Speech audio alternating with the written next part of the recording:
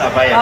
Pak Prabowo, Anies, Pak Prabowo, jangan Pak Prabowo, Pak Prabowo, Pak Prabowo, maaf, ini mohon tenang dulu hadirin, mohon tenang, ini mohon tenang dulu hadirin, mohon tenang, kita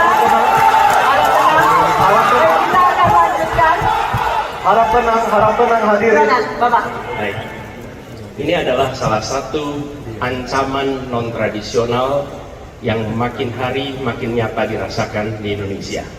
Kita merasakan keluarga-keluarga kita, HP, komputer. Baik, terima kasih Pak Anies. Kami persilakan kepada calon presiden nomor urut 2, Bapak Prabowo Subianto, untuk menanggapi calon presiden nomor urut 1 dengan waktu 1 menit saat Bapak berbicara akan dimulai. Silakan Pak.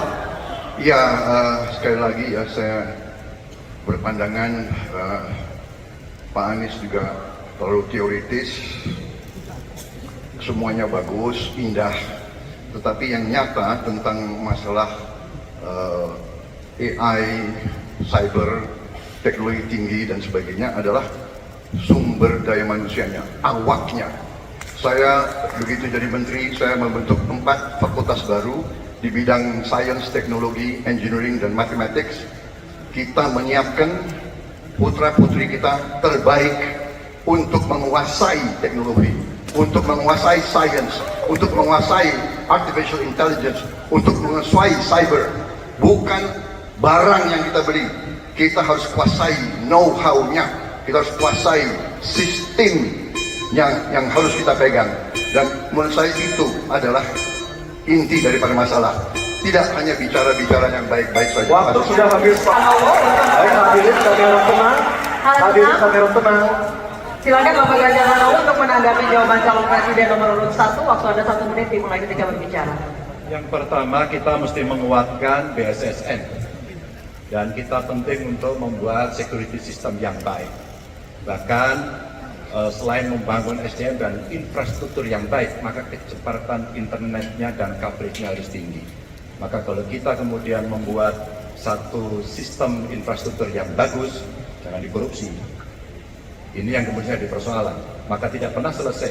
Dan tentu saja LPDP itu punya potensi yang sangat tinggi untuk memberangkatkan orang-orang, anak-anak hebat ke sana. Namun demikian, ketika mereka sudah balik, mereka mesti diberikan ruang untuk bisa bekerja. BRIN bisa kita libatkan. Mereka bisa membuat kolaborasi yang sangat bagus. Bahkan kemudian pengamanan di kepolisian, saya kira perlu cyber institution yang dipimpin oleh Jenderal Bintang 3. Dan kita perlu duta besar cyber. Baik, masih ada sisa waktu. Baik, cukup. Dan sekarang hadirin harap tenang, kita berikan kesempatan kepada 3 orang capres kita untuk berbicara. Kami persilakan pada Pak Anies untuk menanggapi 2 capres sebelumnya. Silakan Pak Anies, waktu 1 menit. Memang benar, membangun sistem itu salah satunya. Satu adalah perangkat lunak, satu adalah perangkat kerasnya. Dan itu salah satunya adalah seperti disampaikan terkait dengan sumber daya manusia. Persoalannya, kalau tadi disebut ada yang teoritis, ada yang kedua tidak dilaksanakan. Jadi selama 5 tahun ini, apa yang dikerjakan dalam mempertahankan sistem cyber kita? Mohon di situ letak problemnya.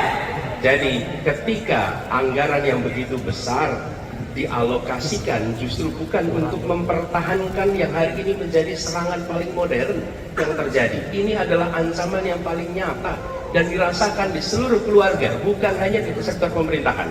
Karena itu menurut kami, langkahnya investasi jangka panjang boleh, tapi manfaatnya itu baru dirasakan bisa 5 tahun, 10 tahun yang akan datang. Pertanyaannya, hari ini dan kemarin apa? Dan itulah yang menjadi fokus kita. Segera siapkan sistemnya, segera